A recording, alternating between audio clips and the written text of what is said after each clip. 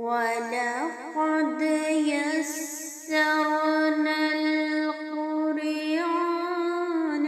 لِلذِّكْرِ فَهَلْ مِن مُّدَّكِرٍ۔ بسم اللہ الرحمن الرحیم۔ رب اشرح لی صدری ویسر لی امری واحلل عقدۃ من لسانی یفقہوا قولی۔ اللہم فقہنا فی الدین رب زدنی علما۔ الصلاۃ والسلام علیک یا سیدی یا رسول اللہ وعلی آلک واصحابک یا سیدی یا حبیب اللہ۔ السلام علیکم ورحمۃ اللہ وبرکاتہ۔ آج ہمارا اگلا پارہ ہے پارہ نمبر 18۔ پارہ نمبر 18 جو ہے اس کا آغاز سورہ المؤمنون سے ہوتا ہے۔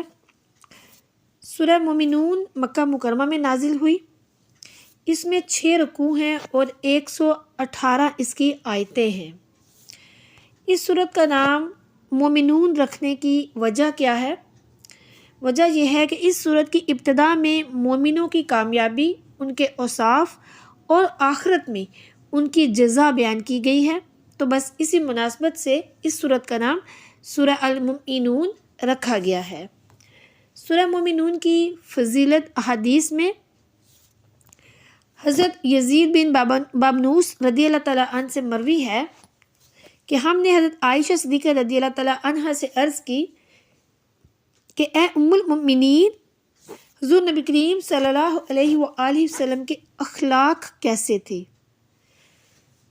تو ام المؤمنین سیدتنا عائشہ صدیقہ رضی اللہ تعالیٰ عنہ نے فرمایا کہ حضور نبی اکرم صلی اللہ علیہ وآلہ وسلم کا خلق قرآن تھا۔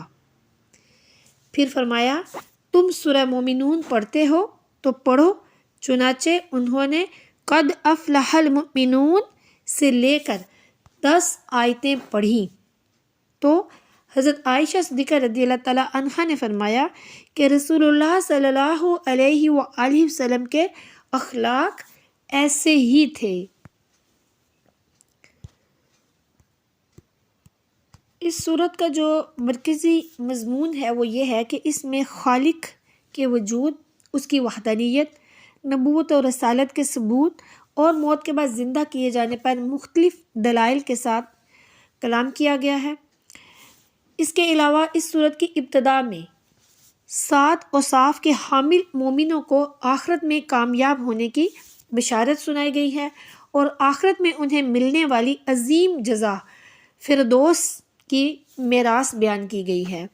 پھر اللہ کے وجود، اس کی وحدانیت اور قدرت پر انسان کی مختلف مراحل میں تخلیق، ان آسمانوں کو کسی سابقہ مثال کے بغیر پیدا کرنے، باغات اور نباتات کی نشو و نما کے لیے آسمان کی طرف سے پانی نازل کرنے، انسان کے لیے مختلف منافع والے جانور پیدا کرنے اور سامان کی نقل و حمل اور سواری کے لیے کشتیوں کو انسان کے تابع کرنے کے ساتھ استدلال کیا گیا ہے، اور مشرکین کی طرف سے پہنچنے والی اذیتوں پر اللہ تعالیٰ اپنے پیارے محبوب حضرت سیدنا محمد مصطفیٰ کریم صلی اللہ علیہ وآلہ وسلم کو تسلی دینے کے لیے حضرت نوح، حضرت ہود، حضرت موسیٰ، حضرت ہارون اور حضرت عیسیٰ علیہم السلام اور ان کی والدہ حضرت مریم رضی اللہ تعالیٰ عنہ کے واقعات بیان فرما رہا ہے۔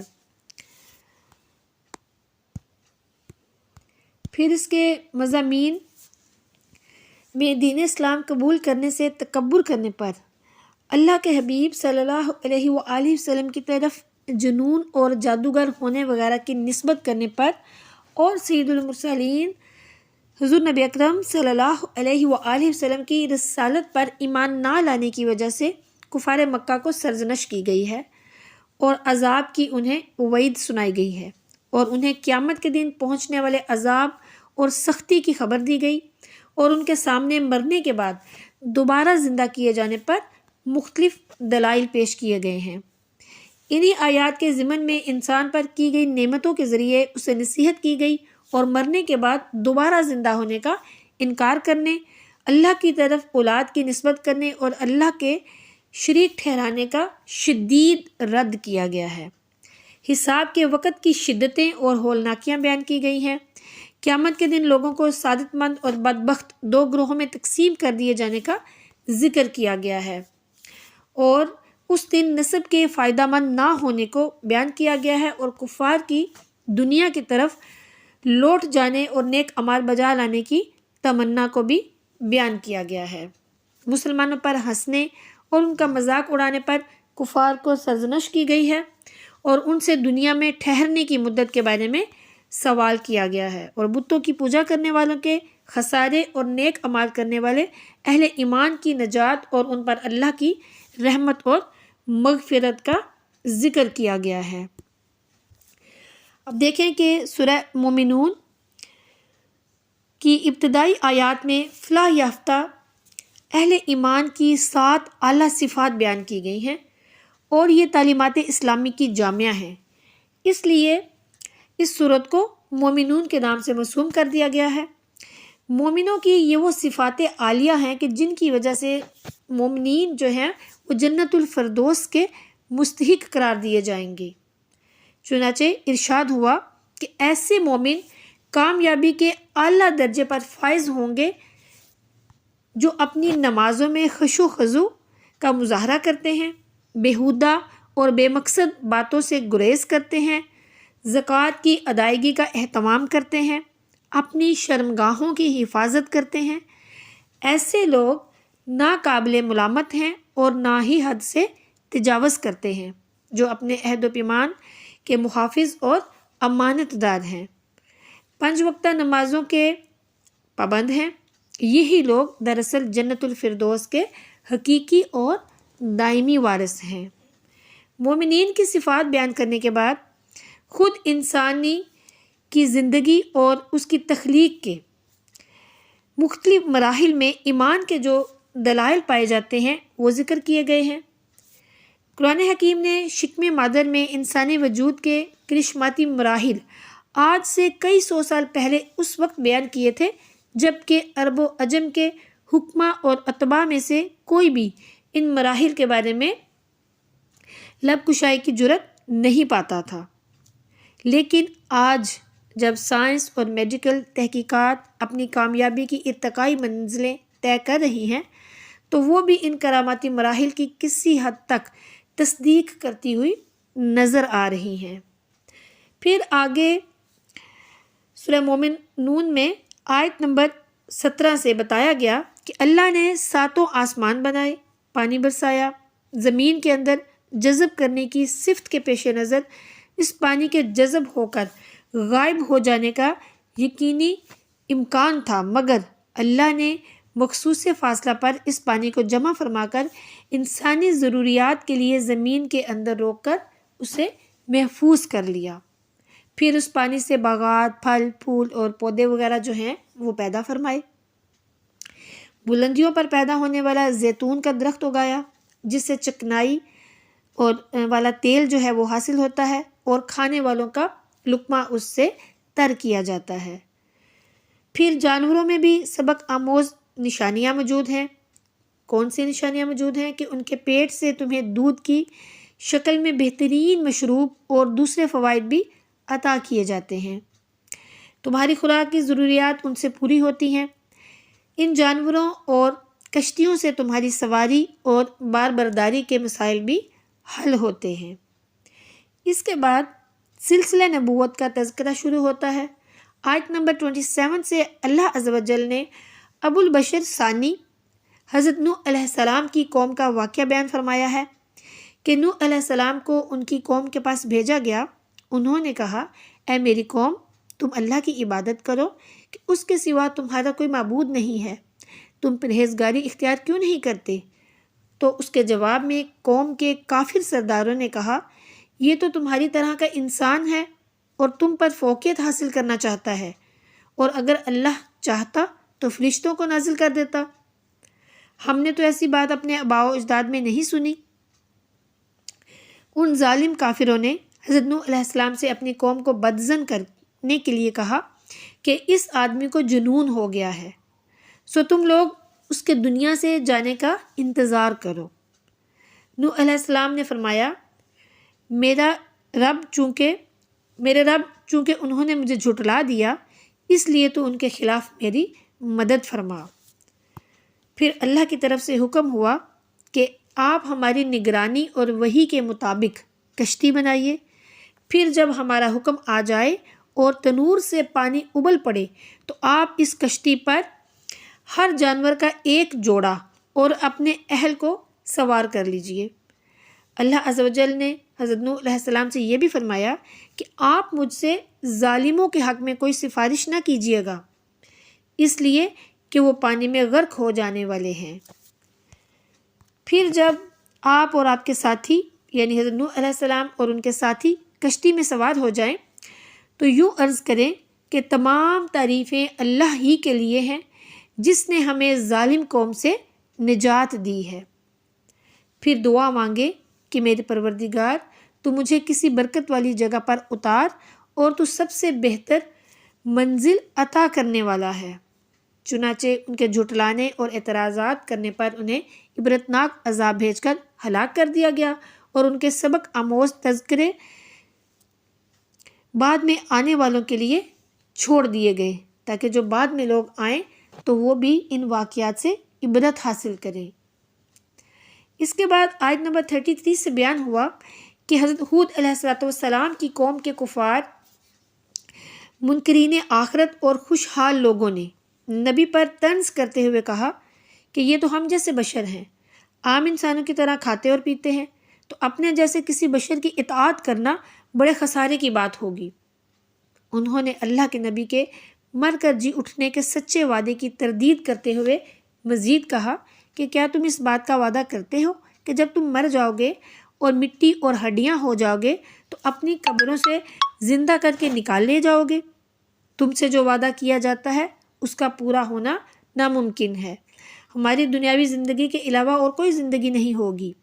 یہ شخص اللہ کے خلاف محض جھوٹ بول رہا ہے اور ہم اس پر ایمان لانے والے نہیں ہیں۔ اس پر اللہ کے رسول علیہ السلام نے کہا اے میرے رب چونکہ انہوں نے مجھے جھٹلایا ہے تو ان کے خلاف تو میری مدد فرما۔ یعنی حضرت ہود علیہ السلام کی بات ہو رہی ہے، انہوں نے فرمایا کہ میرے رب انہوں نے مجھے جھٹلا دیا تو ان کے خلاف میری مدد فرما۔ تو اللہ تعالیٰ نے فرمایا کچھ ہی دیر میں یہ لوگ اپنے کیے پر نادم ہوں گے۔ بس وعدے کے مطابق ان کو ایک چیخ نے آ پکڑا، پھر اللہ فرماتا ہے کہ پھر ہم نے ان کو کوڑے کا ڈھیر بنا دیا اور ظالموں کے شر سے دنیا پاک ہو گئی۔ اگلی آیات میں نظام رسالت کے تسلسل، حضرت موسیٰ اور ہارون علیہ السلام کی بعثت اور قوم موسیٰ کی سرکشی کا دلچسپ تذکرہ ہے۔ ان تمام انبیاء کرام علیہ السلام کی ایک ہی دعوت، ایک ہی پروگرام اور ایک ہی مقصد تھا۔ یوں محسوس ہوتا ہے کہ وہ سب کے سب ایک ہی زمانے اور ایک ہی ملک میں مبعوث ہوئے تھے، لیکن ان انبیاء کے جانے کے بعد ان کے امتی جو ہیں وہ مختلف فرقوں اور گروہوں میں تقسیم ہو گئے۔ ہر گروہ اپنی کھال میں مست اور خیالات پر خوش تھا۔ کیسے کہا جائے کہ آج مسلمان بھی کچھ اسی طرح کی صورتحال سے دوچار ہیں۔ آج کل بھی وہی سب کچھ ہو رہا ہے جو کہ پہلے ہوتا تھا۔ قرآن بھی ایک، نبی بھی ایک، قبلہ بھی ایک، لیکن مسلمان ایک نہیں ہیں۔ افسوس، صد افسوس۔ بھانت بھانت کی بولیاں، ایک دوسرے کی تکفیر کرنا، تذلیل کرنا، فتوے لگانا، فساد، انتشار، ایک دوسرے کے خلاف اختلافات اور ایک دوسرے کے خلاف فتوے دینا، یہ سب کیا ہے؟ یہ آج کل سب کچھ ہو رہا ہے، اور مسلمان آپس میں گروہ بن گئے ہیں، فرقے بن گئے ہیں۔ اللہ تعالیٰ سب کو ہدایت عطا فرمائے۔ ان اختلافات کے حل کی ایک صورت ہے اور وہ یہ کہ ہر فرقہ کتاب اور سنت کے سامنے اپنی گردن جو ہے، اپنا جو سر ہے وہ تسلیم خم کر دے، کتاب اور سنت کو مضبوطی سے پکڑ لے اور اسی پر عمل کرے، تو یہ سارے فساد ختم ہو سکتے ہیں۔ یہ ساری تذلیل جو ایک دوسرے کی جا رہی ہے، ایک دوسرے پر جو فتوے لگائے جا رہے ہیں، وہ ختم ہو سکتے ہیں۔ اس کے بعد کی جو آیات ہیں اس میں انبیاء اور رسل کو پاکیزہ خوراک کے استعمال اور نیک اعمال سر انجام دیتے رہنے کی تلقین کے ساتھ بتایا کہ ہماری نعمتیں استعمال کرنے کے باوجود منکرین اپنی سرکشی اور طغیانی سے باز نہیں آتے. یعنی کہ اتنی نعمتیں استعمال کرتے ہیں. اللہ تعالیٰ فرما رہا ہے کہ یہ جو منکرین ہیں ایک طرف تو ہماری اتنی نعمتیں استعمال کر رہے ہیں اور دوسری طرف گمراہی میں بھٹک رہے ہیں. مزید فرمایا کہ جب کافروں پر اللہ کا عذاب آتا ہے تو وہ چیخ پڑتے ہیں. اس وقت ان سے کہا جائے گا آج چیخ و پکار مت کرو، بے شک ہمارے مقابلے میں کسی طرف سے تمہاری مدد نہیں کی جائے گی. ہماری آیات کی تمہارے سامنے تلاوت کی جاتی تھی تو تم بیزاری سے بھاگ کھڑے ہوتے تھے، تکبر کرتے تھے اور اپنی رات کی محفلوں میں اس قرآن کے خلاف ہرزہ سرائی کرتے تھے، مذاق اڑاتے تھے آیتوں کا. پھر اس کے بعد اللہ تعالیٰ کافروں کی غفلت اور سرکشی کو اجاگر کرتے ہوئے مزید فرماتا ہے کہ کیا انہوں نے قرآن کریم پر غور نہیں کیا، یا ان کے پاس کوئی ایسی چیز آ گئی ہے جو ان کے باپ دادا کے پاس نہیں آئی، یا انہوں نے اپنے رسول کو پہلے سے نہیں پہچانا جو ان کا انکار کر رہے ہیں. اللہ تعالیٰ اس حقیقت کو واضح فرما رہا ہے کہ رسول رحمت صلی اللہ علیہ وآلہ وسلم کی سابقہ زندگی ان کے سامنے ہے، اس لیے ان کو صادق اور امین رسول کا انکار نہیں کرنا چاہیے، اور صرف اس وجہ سے قرآن کو رد نہیں کرنا چاہیے کہ یہ ان کے آباء و اجداد کے عقائد سے مطابقت نہیں رکھتا. یعنی کہ ان کے آباء و اجداد کے جو عقائد ہیں وہ اس سے مختلف ہیں. تو اللہ تعالیٰ فرماتا ہے صرف اس بات پر قرآن کا ان کو بالکل بھی انکار نہیں کرنا چاہیے. ان کو حق پر مبنی دعوت پر غور کرنا چاہیے اور اللہ کی اس وحی کو دل و جان سے قبول کرنا چاہیے. لیکن ان کا حال یہ تھا کہ وہ حضور نبی اکرم حضرت محمد مصطفیٰ کریم صلی اللہ علیہ وآلہ وسلم پر جنون کی تہمت لگاتے تھے، حالانکہ وہ اس حقیقت سے خوب واقف تھے کہ حضور نبی کریم صلی اللہ علیہ وآلہ وسلم جیسا صاحب عقل و دانش شخص نہ صرف مکہ بلکہ پوری کائنات میں کوئی بھی نہیں ہے اور نہ ہو سکتا ہے. نیز حق کو اگر ان کی خواہشات کا تابع بنا دیا جائے تو کائنات میں فساد برپا ہو جائے گا. توحید کے اس بات اور شرک کی تردید کے بعد یہ بتایا گیا کہ بروز قیامت لوگوں سے پوچھا جائے گا کہ تم زمین میں کتنے برس رہے؟ وہ کہیں گے ہم 1 روز یا 1 روز سے بھی کچھ کم رہے تھے. شمار کرنے والوں سے پوچھ لیجئے. اللہ تعالیٰ فرمائے گا کہ وہاں تم بہت ہی کم رہے، کاش تم جانتے ہوتے. ایک روایت میں آتا ہے کہ سرکار دو عالم سیدنا محمد مصطفیٰ کریم صلی اللہ علیہ وآلہ وسلم نے صحابہ کرام رضوان اللہ علیہم اجمعین کے سامنے خطبہ دیا جس میں فرمایا کہ اللہ عز و جل جب اہل جنت کو جنت میں اور اہل دوزخ کو دوزخ میں داخل کرے گا تو سوال کرے گا کہ اے اہل جنت تم زمین پر کتنے سال رہے ہو؟ وہ عرض کریں گے کہ 1 دن یا دن کا کچھ حصہ. اللہ تعالیٰ فرمائے گا تمہیں 1 دن کا کچھ حصہ ملا، جو ملا تم نے اس میں بہت اچھی تجارت کی، میری رحمت، میری رضا اور میری جنت کو خرید لیا، اب تم ہمیشہ ہمیشہ میری اس جنت میں رہو گے. پھر اہل دوزخ سے سوال کیا جائے گا کہ تم دنیا میں کتنے سال رہے؟ وہ بھی وہی جواب دیں گے جو اہل جنت نے دیا تھا.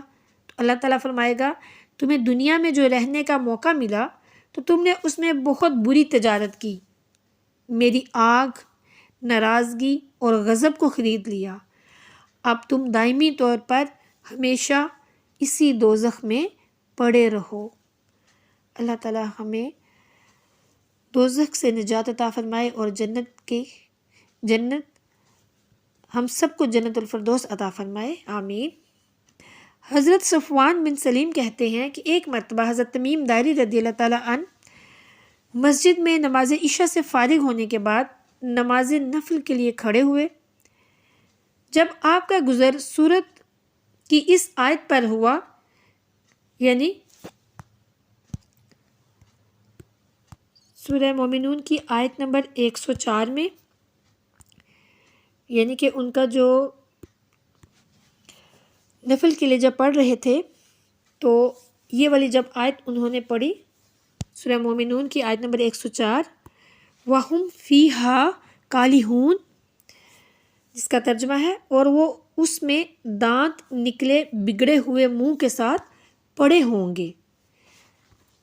تو جب اس صورت پر پہنچے، اس آیت پر پہنچے تو متواتر اس کی تکرار کرتے رہے حتیٰ کہ مؤذن نے آ کر صبح کی اذان دینا شروع کر دی۔ اللہ تعالیٰ ہمیں دوزخ کی آگ سے بچائے، آمین۔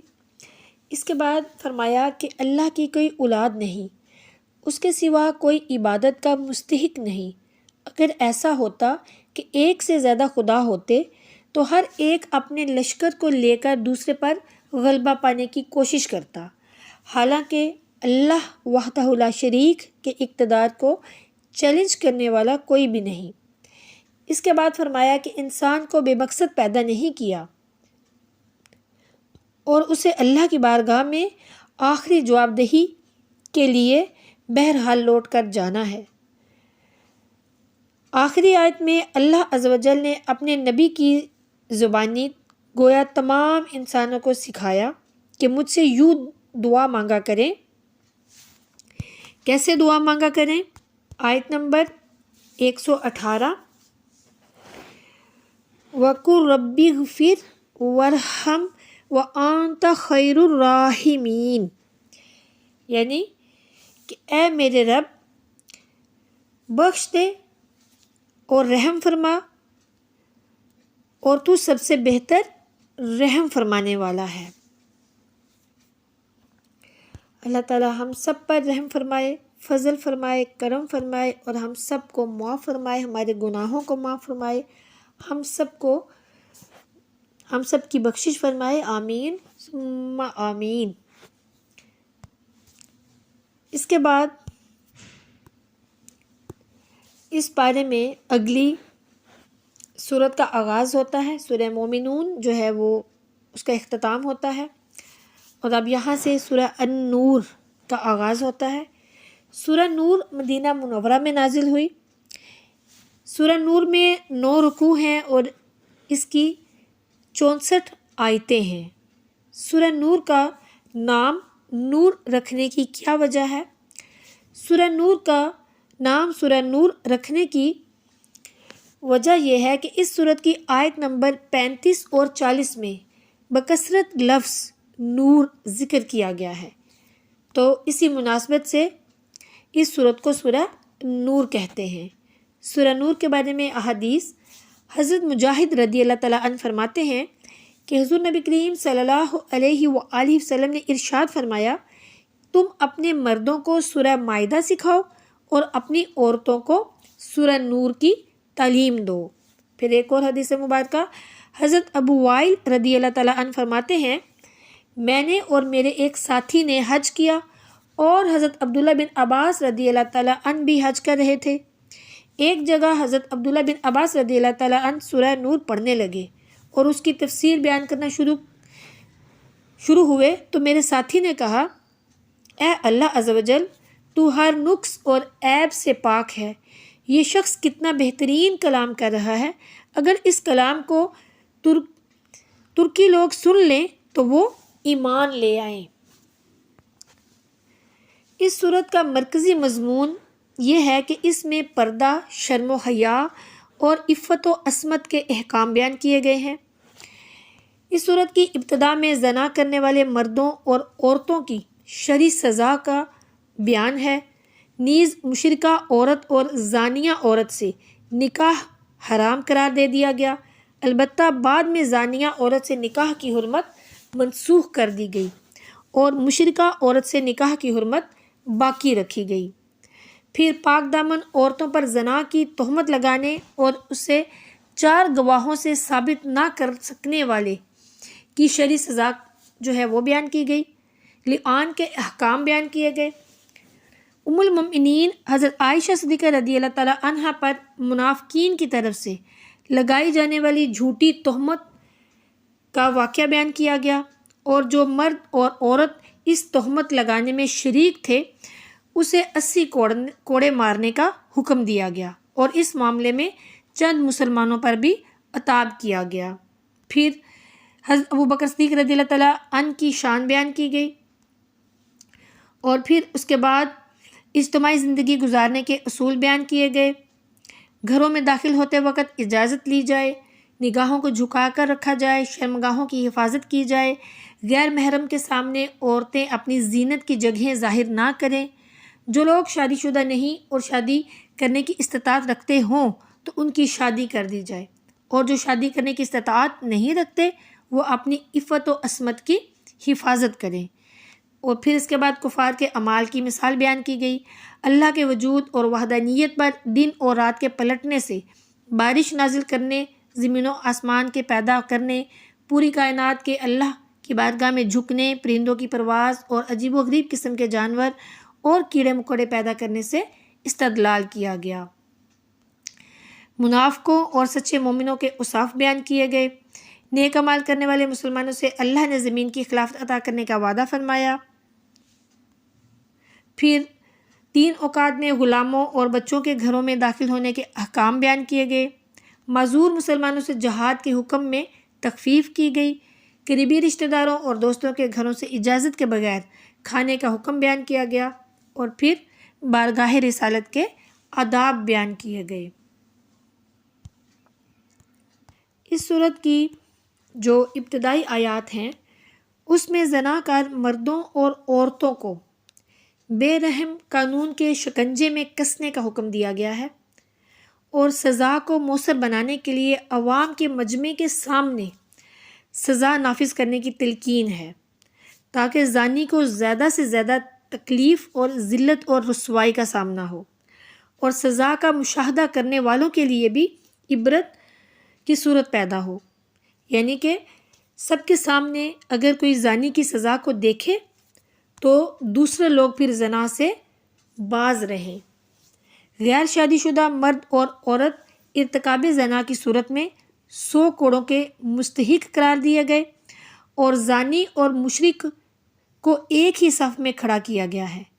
زنا کے ثبوت کے لیے 4 گواہوں کی شرط عائد کی گئی ہے، اور زنا کی جھوٹی تہمت لگانے پر 80 کوڑوں کی سزا کا اعلان کیا گیا ہے۔ یعنی کوئی کسی پر اگر زنا کی جھوٹی تہمت لگاتا ہے تو پھر اسے 80 کوڑوں کی سزا دی جائے گی، اور مستقبل میں ایسے شخص کو مردود الشہادت قرار دیا گیا ہے۔ آیت نمبر 6 سے یہ ضابطہ بیان فرمایا کہ میاں بیوی میں اگر اعتماد کا فقدان ہو جائے اور مرد اپنی بیوی کو زنا کی تہمت لگائے اور اس کے ثبوت میں 4 گواہ پیش نہ کر سکے اور اس کی بیوی اس تہمت کا انکار کرے تو فریقین ایک دوسرے پر لعان کریں۔ لعان کیا ہے؟ وہ یہ ہے کہ شوہر 4 مرتبہ اللہ کی قسم کھا کر یہ کہے کہ بے شک میں ضرور سچوں میں سے ہوں، اور 5ویں بار یہ کہے کہ اگر میں جھوٹوں میں سے ہوں تو مجھ پر اللہ کی لعنت ہو۔ یوں ہی بیوی 4 مرتبہ حلفیہ طور پر شوہر کی تردید کرتے ہوئے اسے جھوٹا قرار دے، اور 5ویں مرتبہ یہ کہے کہ اگر شوہر اپنی بات میں سچا ہے تو مجھ پر اللہ کا غضب نازل ہو۔ پھر اس کے بعد 11ویں آیت سے واقعہ فک کا بیان ہے، یعنی حضرت عائشہ صدیقہ رضی اللہ تعالیٰ عنہا پر منافقین نے جو تہمت لگائی تھی اس کی جانب اشارہ فرمایا گیا ہے، اور ان چیزوں کا سد باب کیا جو معاشرے کی بگاڑ کا باعث ہو سکتی ہیں۔ یہ بہت بڑا بہتان تھا جو کائنات انسانی کی عظیم ترین ہستی سید الانبیاء والمرسلین کی زوجہ مطہرہ کے ساتھ روا رکھا گیا، جنہیں از روح قرآن کل مسلمانوں کی محترم ماں ہونے کا اعزاز اور شرف حاصل ہے۔ پھر آگے جن منافقین نے یہ تہمت لگائی تھی ان کا پردہ فاش کیا گیا، نیز جو مسلمان منافقین کے بچھائے ہوئے حسین جال میں پھنس گئے تھے ان پر بھی عتاب فرمایا، اور ان کو تنبیہ کی کہ وہ آئندہ ہوشیار رہیں اور منافقین کے کہنے میں نہ آئیں۔ تاریخ انسانی میں ایسا پہلی مرتبہ ہوا کہ کسی شخصیت کی پاک دامنی کا اعلان بذریعہ وحی کیا گیا ہو۔ اسی لیے اسے حضرت عائشہ صدیقہ رضی اللہ تعالیٰ عنہ کی خصوصیات میں شمار کیا جاتا ہے۔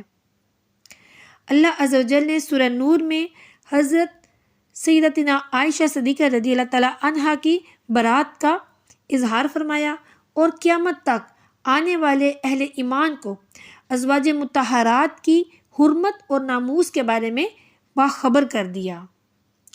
ساتھ ہی اہل ایمان کو یہ بھی سمجھا دیا کہ مسلمانوں کو ایک دوسرے کے بارے میں اچھا گمان رکھنا چاہیے۔ اب جو لوگ حضرت سیدتنا عائشہ صدیقہ رضی اللہ تعالیٰ عنہا کے بارے میں اپنی زبانیں دراز کرتے ہیں تو ان کو بھی سوچنا چاہیے کہ جن کی عصمت، جن کی پاکیزگی اور جن کی حیا اور پاک دامنی کو قرآن میں بیان کیا گیا، وہ کیوں کر وہ اس طرح کی ہو سکتی ہیں جس طرح کے الزام وہ لگاتے ہیں۔ اللہ تعالیٰ ایسے لوگوں کو ہدایت عطا فرمائے، آمین۔ پھر اس کے بعد مسلمانوں کو یہ کہا گیا کہ وہ ایک دوسرے کے بارے میں اچھا گمان رکھیں۔ اگر کوئی کسی کی کردار کشی کرے تو سننے والے کو فوراً اس کردار کشی کو بہتان سے تعبیر کرنا چاہیے اور اس بات کو سمجھ جانا چاہیے کہ اگر کسی واقعے پر 4 گواہ موجود نہ ہوں تو الزام تراشی کرنے والا اللہ کی نظروں میں جھوٹا ہے۔ ساتھ ہی قرآن مجید نے یہ ہدایت دی ہے کہ بے حیا اور بدکار مرد عورتیں باہمی طور پر ایک دوسرے کے لیے ہیں، جبکہ پاکیزہ اور صالحہ مرد عورتیں باہمی طور پر ایک دوسرے کے لیے ہیں۔ لہٰذا عائشہ صدیقہ رضی اللہ تعالیٰ عنہا جب حضور نبی کریم صلی اللہ علیہ وآلہ وسلم جیسے پاکیزہ اور نیک لوگوں کے سردار کی بیوی ہیں تو ان کی پاک بازی میں بھلا کسی کو شک ہو سکتا ہے؟ بالکل بھی نہیں ہو سکتا۔ پھر آگے آیت نمبر 27 میں یہ حکم دیا گیا کہ مسلمانوں کے لیے ایک دوسرے کے گھروں میں بلا اجازت داخل ہونا جائز نہیں ہے، اور اجازت لے کر داخل ہونے پر گھر والوں کو سلام کیا جائے، اور اگر ان سے کہا جائے کہ لوٹ جاؤ تو ان کے لیے واپس چلے جانے ہی میں خیر اور بھلائی ہے۔ ہاں، اگر کسی گھر میں لوگوں کی رہائش نہ ہو اور وہاں مسلمانوں کی کوئی چیز ہو تو وہاں داخل ہونے میں کوئی حرج نہیں ہے۔ پھر آیت نمبر 30 سے مسلمان مردوں کو یہ حکم دیا کہ وہ اپنی نگاہیں نیچی رکھیں اور اپنی شرمگاہوں کی حفاظت کریں، اور اسی طرح مسلمان خواتین کو بھی حکم دیا کہ وہ بھی اپنی نگاہیں نیچی رکھیں اور اپنی عصمت کی حفاظت کریں اور اپنی زیبائش کو ظاہر نہ کریں، اور جسم کے جس حصے کا پردہ ممکن نہ ہو جیسے ہاتھ اور پیر، ان کے سوا باقی جسم کو پورے طور پر ڈھانپ کر رکھیں اور اپنے گریبانوں کو دوپٹوں سے چھپائے رکھیں۔ نیز انہیں اپنے شوہروں، اپنے والد، اپنے سسر، حقیقی بیٹوں، شوہر کے بیٹوں، بھائیوں، بھتیجوں، بھانجوں، عورتوں، لونڈیوں اور ان بچوں کے سامنے جو خواتین کی پردے کی باتوں سے ناواقف ہوں اپنی زینت ظاہر کرنے کی اجازت ہے۔ ان کے علاوہ کسی کے سامنے اپنی زینت ظاہر کرنے اور بے پردہ ہونے کی شرعاً اجازت بالکل بھی نہیں ہے۔ یہ 10 احکام بیان کرنے کے بعد عقیدہ و ایمان اور نور حق کا بیان ہے جس کے ذریعے اللہ تعالیٰ مخلوق کو ہدایت دیتا ہے۔ پھر آیت نور کی روشن کڑیاں ذکر کی گئی ہیں۔ سورہ نور کی بہت خوبصورت آیت نمبر 35، بہت پیاری آیت جس میں اللہ کے نور ہونے کا ذکر کیا گیا ہے۔ یہ آیت مجھے بھی بہت پسند ہے۔ آیت پڑھتے ہیں، اللہ نور السماوات والارض مثل نورہ کمشکاۃ فیہا مصباح المصباح فی زجاجہ الزجاجۃ کأنہا کوکب دری یوقد من شجرۃ مبارکۃ زیتونۃ لا شرقیۃ ولا غربیہ یکاد زیتها یضیء وَلَوْ لَمْ تَمْسَسْهُ نَارٌ نُورٌ عَلَى نُورٍ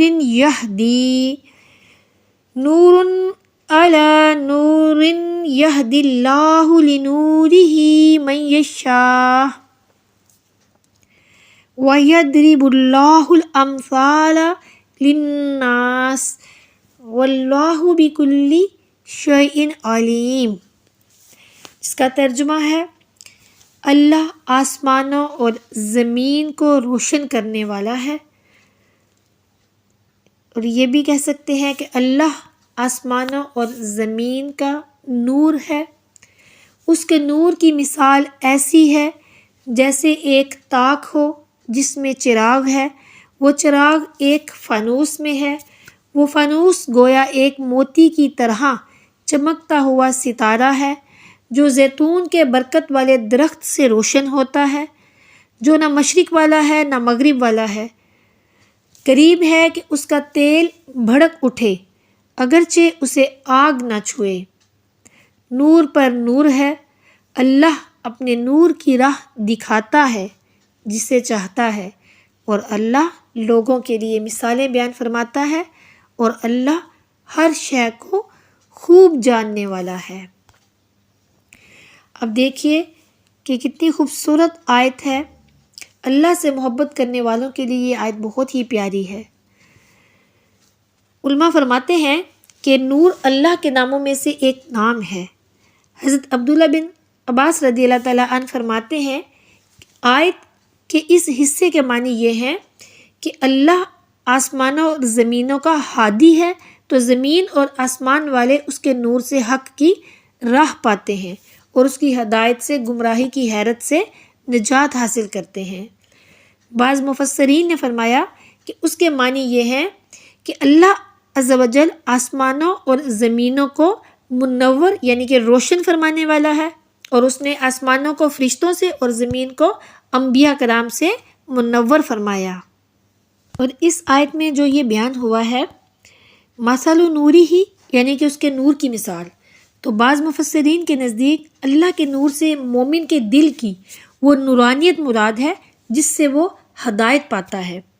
حضرت عبداللہ بن عباس رضی اللہ تعالیٰ عنہ نے فرمایا کہ یہ اللہ تعالیٰ کے اس نور کی مثال ہے جو اس نے مومن کو عطا فرمایا، اور بعض مفسرین نے اس نور سے قرآن مجید کو مراد لیا ہے، اور ایک تفسیر یہ ہے کہ اس نور سے مراد حضور نبی کریم حضرت محمد مصطفیٰ کریم صلی اللہ علیہ وآلہ وسلم ہیں۔ اسی آیت کے پیش نظر حضرت محمد بن کعب قرظی رضی اللہ تعالیٰ عنہ نے فرمایا کہ روشن دان اور فانوس تو حضرت اسماعیل علیہ السلام ہیں، اور چراغ حضور اقدس حضرت محمد مصطفیٰ کریم صلی اللہ علیہ وآلہ وسلم ہیں، اور شجرہ مبارکہ حضرت ابراہیم علیہ السلام کے اکثر انبیاء کرام جو ہیں وہ حضرت ابراہیم علیہ السلام کی نسل سے ہیں، اور شرقی اور غربی نہ ہونے کے یہ معنی ہے کہ حضرت ابراہیم علیہ السلام نہ یہودی تھے نہ عیسائی تھے، کیونکہ یہودی مغرب کی طرف نماز پڑھتے ہیں اور عیسائی مشرق کی طرف۔ قریب ہے کہ حضرت محمد مصطفیٰ کریم صلی اللہ علیہ وآلہ وسلم کے محاسن کمالات نزول وحی سے پہلے ہی مخلوق پر ظاہر ہو جائیں۔ نور پر نور یہ کہ نبی کی نسل سے نبی ہیں، اور نور محمدی نور ابراہیمی پر ہے۔ اور اس کے بعد اس آیت میں جو ایک مبارک درخت یعنی زیتون کے درخت کی بات کی گئی ہے، من شجرات مبارکات زیتون، تو برکت والے درخت زیتون سے، تو زیتون کا جو درخت ہے وہ انتہائی برکت والا ہے کیونکہ اس میں بہت سے فوائد ہیں، جیسے کہ اس کا روغن جس کو زیت کہتے ہیں انتہائی صاف اور پاکیزہ روشنی دیتا ہے، سر میں بھی لگایا جاتا ہے، سالن کی جگہ روٹی سے بھی کھایا جاتا ہے۔ دنیا کے اور کسی بھی تیل میں یہ وصف نہیں ہے جو کہ زیتون میں ہے۔ زیتون کے درخت کے پتے نہیں گرتے، یہ درخت نہ سرد ملک میں واقع ہے نہ گرم ملک میں، بلکہ ان کے درمیان ملک شام ہے کہ نہ اسے گرمی سے نقصان پہنچے اور نہ سردی سے، اور وہ نہایت عمدہ اور اعلیٰ ہے اور اس کے پھل انتہائی معتدل ہیں۔ زیتون سے متعلق روایت ہے حضور نبی کریم صلی اللہ علیہ وآلہ وسلم کی، ان کے ارشاد کا مفہوم ہے کہ پیارا کریم صلی اللہ علیہ وآلہ وسلم نے فرمایا، زیتون کھاؤ اور اس کا تیل استعمال کرو کہ یہ مبارک درخت ہے۔ پھر اس کے بعد کی جو آیات ہیں وہ یہ بیان کرتی ہیں کہ جن عورتوں کو جبراً یعنی زبردستی زنا کے لیے مجبور کیا جاتا ہے جبکہ وہ خود پاک دامنی کی زندگی گزارنا چاہتی ہیں تو ایسی صورت میں ان کو جسم فروشی کا گناہ نہیں ہوگا۔ حضرت جابر بن عبداللہ رضی اللہ تعالیٰ عنہ سے روایت ہے، انہوں نے بیان کیا کہ عبداللہ بن ابی کی 2 لونڈیاں تھیں، ایک کا نام مسیکہ جبکہ دوسری کا نام امیمہ تھا، دونوں مسلمان ہو گئی تھیں۔ عبداللہ بن ابی ان سے جسم فروشی کا دھندا کرواتا تھا، دونوں پاک دامن عورتیں تھیں، وہ اس بات پر بڑا کڑتی تھیں۔ انہوں نے اس معاملے کا شکوہ حضور نبی کریم صلی اللہ علیہ وآلہ وسلم سے کیا تو اللہ عز و جل نے اس امر کا اعلان فرما دیا کہ مجبوری کی حالت میں کیے گئے گناہ پر اللہ مواخذہ نہیں فرمائے گا۔ اس کے بعد عفت و عصمت کی حفاظت کے لیے نکاح کی ترغیب دی گئی ہے۔ پھر آسمان اور زمین کی نشانیوں میں غور کر کے اللہ کی قدرت کا اعتراف کرنے کی طرف متوجہ کیا گیا ہے۔ کافروں کے اعمال کو سراب سے تشبیہ دے کر بتایا گیا ہے کہ جس طرح سخت گرمی میں صحرا کی تپتی ہوئی ریت پر پانی کا گمان ہونے لگتا ہے جبکہ اس کی حقیقت کچھ نہیں ہوتی، اسی طرح کافروں کے اعمال قیامت کے دن بے حقیقت ہو جائیں گے۔ پھر اللہ عز و جل نے ایمان اور اعمال صالحہ کرنے والوں کو زمین میں اقتدار دینے کا وعدہ کیا ہے۔ ایسے مخصوص اوقات جن میں گھر کے اندر زوجین عام طور پر شب خوابی کے لباس میں ہوتے ہیں، ایسے وقت میں گھر کے افراد کو بھی بغیر اجازت کے کمرے میں جانے کی ممانعت کی گئی ہے۔ گھر کی استعمال کی اشیاء اور کھانے پینے کی چیزیں دوسرے کی اجازت کے بغیر استعمال کرنے کے لیے ضابطہ بیان کر دیا کہ معذور حاجت مند ہو یا قریبی رشتہ داری اور تعلق ہو جس کے پیش نظر اس بات کا یقین ہو کہ مالک برا نہیں منائے گا تو اس کی چیز کو بلا اجازت استعمال کرنے کی اجازت ہے۔ آخری آیات میں بتایا گیا کہ اے لوگو، تم رسول کائنات حضرت سیدنا محمد مصطفیٰ کریم صلی اللہ علیہ وآلہ وسلم کے بلانے کو ایسا قرار نہ دو جس طرح تم آپس میں ایک دوسرے کو بلاتے ہو، اور جو لوگ رسول رحمت سرور کائنات صلی اللہ علیہ وآلہ وسلم کے حکم کی خلاف ورزی کرتے ہیں وہ اس سے ڈریں کہ انہیں کوئی مصیبت پہنچ جائے یا انہیں کوئی دردناک عذاب پہنچ جائے۔ غور کرنے کی بات یہ ہے کہ جب 2 بلاوے آپس میں برابر نہیں ہو سکتے تو جنہیں بلایا جا رہا ہے وہ بھلا کب کسی کے برابر اور ہمسر ہو سکتے ہیں؟ اہل خرد کے لیے اس میں بڑا درس عبرت پنہاں ہے۔ یہاں پر سورہ نور کا اختتام ہوتا ہے۔ اللہ تعالیٰ سورہ نور میں جتنے بھی احکامات ہیں ان سب پر ہمیں عمل کرنے کی توفیق عطا فرمائے۔ سورہ نور میں جو تعلیمات بیان کی گئی ہیں اللہ تعالیٰ ان سے ہمیں بہرہور ہونے کی توفیق عطا فرمائے، آمین ثم آمین۔ اس کے بعد اگلی سورت کا آغاز ہوتا ہے۔ اگلی سورت ہے سورہ الفرقان۔ سورہ الفرقان مکہ مکرمہ میں نازل ہوئی، اس میں 6 رکوع ہیں اور اس کی 77 آیتیں ہیں۔ سورہ فرقان کا نام سورہ فرقان کیوں رکھا گیا؟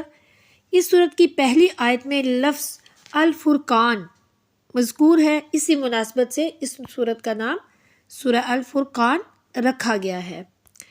سورہ الفرقان کے جو مرکزی مضمون ہے کہ اس میں اللہ نے توحید، نبوت اور قیامت کے احوال کے بارے میں بیان فرمایا۔ پھر سورت کی ابتدا میں اللہ کی تعریف اور ثنا، اس کی عظمت اور شان، اولاد اور شریک سے رب تعالیٰ کے پاک ہونے کو بیان کیا گیا، بتوں کے مجبور اور بے بس ہونے کو واضح کیا گیا، قرآن پاک پر اور نبی کریم صلی اللہ علیہ وآلہ وسلم پر کفار کے اعتراضات ذکر کر کے ان کا رد کیا گیا، قیامت کے دن کو جھٹلانے والے کافروں کی ہولناک سزا بیان کی گئی۔ مرنے کے بعد دوبارہ زندہ کیا جانے، کفار کے اعمال ضائع جانے اور شرک کرنے کی وجہ سے ان کے نادم ہونے کو بیان کیا گیا۔ حضور نبی کریم صلی اللہ علیہ وآلہ وسلم کی تسلی کے لیے حضرت موسیٰ علیہ السلام کی قوم، حضرت نوح علیہ السلام کی قوم اور قوم عاد، سمود، اصحاب الرس اور حضرت لوط علیہ السلام کی قوم کے واقعات بیان کیے گئے کہ ان لوگوں نے بھی اپنے انبیاء کرام علیہ السلام کو بہت ستایا اور بہت اذیتیں دیں، انہیں جھٹلایا اور ان کی نافرمانیاں کی۔ اس لیے آپ صلی اللہ علیہ وآلہ وسلم اپنی قوم کے کفار کے جھٹلانے سے غمزدہ نہ ہوں، یہ تو کفار کا پرانا دستور ہے۔ اور پھر اللہ کی مختلف مصنوعات سے اس کی وحدانیت اور قدرت پر دلائل قائم کیے گئے۔ اللہ پر توکل کرنے والے اور اس کی راہ میں تکلیفیں برداشت کرنے والے مومنین کی تعریف کو بیان کیا گیا اور بتلایا گیا کہ جھٹلانے والوں پر عنقریب عذاب نازل ہوگا۔ سورہ الفرقان کی 77 آیات میں سے اس سورت کے جو پہلی 20 آیتیں ہیں وہ پارہ نمبر 18 میں ہیں اور باقی جو ہیں وہ پارہ نمبر 19 میں ہیں، وہ ہم وہاں پر اس کے مضامین جو ہیں وہ پڑھیں گے۔ سورہ فرقان کے شروع میں اللہ تعالیٰ کی جلالت، توحید باری تعالیٰ اور اس کے لیے اولاد کی نسبت نیز شرک سے برات کا اظہار ہے۔ پھر کفار کے باطل معبودوں کے مخلوق ہونے، اپنے لیے نفع اور نقصان اور موت و حیات کا مالک نہ ہونے کا ذکر کیا گیا ہے۔ پھر کافروں نے قرآن کریم پر بیجا اعتراضات اور صاحب قرآن علیہ السلام سے بیجا مطالبات کا تذکرہ کر کے بتایا گیا، مخالفین کو یعنی کہ کافروں کو بتایا گیا کہ ان کے مطالبے پورے کرنا اللہ کے لیے کوئی مشکل کام نہیں ہے، لیکن یہ ہٹ درم جو ہیں، یہ ضدی ہیں، یہ پھر بھی نہیں مانیں گے، چاہے ان کے سارے جو بھی ان کے مطالبات ہیں وہ سارے پورے بھی کر دیے جائیں، یہ ضدی لوگ ہیں، یہ پھر بھی نہیں مانیں گے۔